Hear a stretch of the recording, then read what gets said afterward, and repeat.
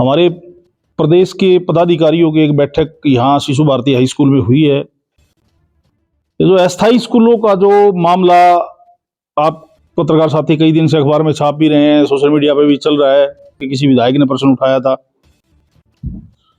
तो हम लगातार 20 साल से हमारे ये हरियाणा प्रदेश में 3200 के करीब स्कूल जिनको हर साल एक्सटेंशन सरकार देती रही है, उनके नॉर्म्स पूरे ना होने की वजह से, और नॉर्म्स में मोटा मोटी ये है कि जमीन की कंडीशन पूरी नहीं हो पाती और बाकी कंडीशन सभी स्कूल पूरी करते हैं।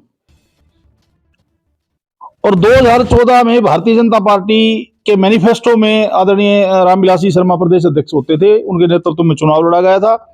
तो भारतीय जनता पार्टी ने अपने मैनिफेस्टो में ये दिया था, भिवानी में एक आपको ध्यान होगा, अनाज मंडी में एक शिक्षक प्रकोष्ठ की जनसभा हमने करवाई थी, उसमें घोषणा भी करी थी कि जो अस्थायी स्कूल हैं उनको हम नियमों में ढील देकर, हमारी सरकार आ जाएगी, नियमों में ढील देकर हम उनको स्थायी करने का काम करेंगे।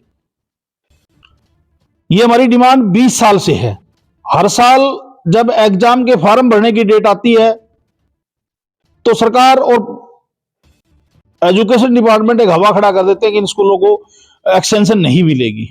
पिछली बार भी माननीय धनखड़ जी ने प्रयास किया, शिक्षा मंत्री जी के साथ, मुख्यमंत्री जी के साथ हमारी मीटिंग हुई, लास्ट टाइम में उन्होंने हमें ये एक्सटेंशन दी थी और हमने उनसे आग्रह किया था कि ये अगले साल में स्टार्टिंग में इस आपको निपटा देना, इसको उन स्कूलों को जो स्कूल जितनी कंडीशन पूरी करता है, अगर वो 10वीं की कंडीशन पूरी कर रहा है उसको 10वीं प्रोवाइड कर दिया जाए, कोई +2 की कर रहा है तो उसको +2 प्रोवाइड कर दिया जाए, ताकि ये हर साल का बच्चों का जो दिक्कत बच्चों को होती है, स्कूल संचालकों को जो दिक्कत होती है वो खत्म हो जाए।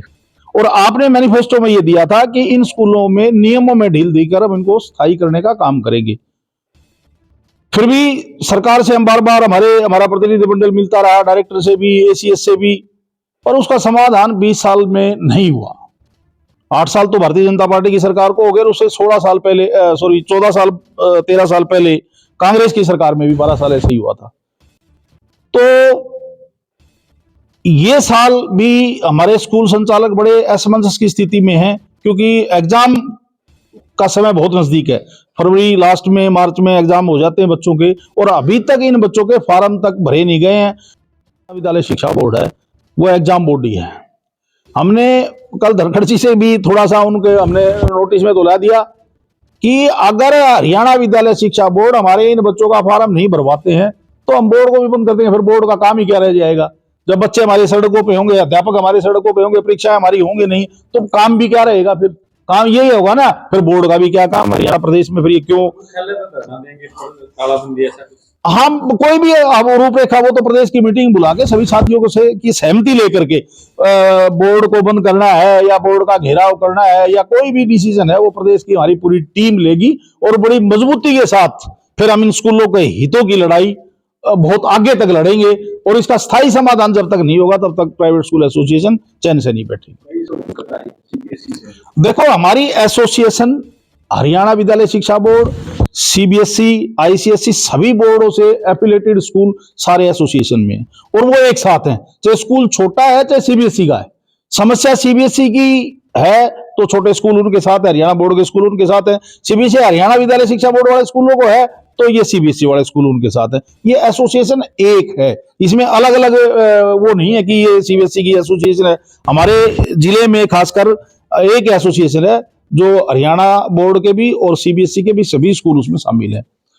और हमारा एक बसों का भी मुद्दा था, आदरणीय धनखड़ साहब से ये भी हमने आग्रह किया है कि कांग्रेस की सरकार में बसों पे पैसेंजर टैक्स लगा था, तो हमने 2007 में एक आंदोलन किया था, 10 दिन हमारे छत्तीसगढ़ में भी, चंडीगढ़ में रहे थे।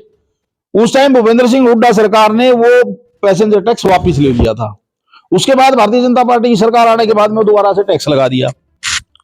और उस टाइम भाजपा के प्रदेश अध्यक्ष हैं ओम प्रकाश धनखड़ जी हैं, रामविलास जी हमारे से जेल में भी मिलने गए थे, और हमारे जहां भी धरने प्रदर्शन पूरे डिस्ट्रिक्ट हेडक्वार्टर पे चल रहे थे वहां भी हमारे धरने प्रदर्शनों में गए थे और ये कहा था कि कांग्रेस ने ये टैक्स गलत लगाया है। तो मैंने माननीय धनखड़ जी से भी कल आग्रह किया है कि क्या वो टैक्स कांग्रेस सरकार में ही गलत था, भारतीय जनता पार्टी की सरकार में आने के बाद में वो टैक्स ठीक हो गया?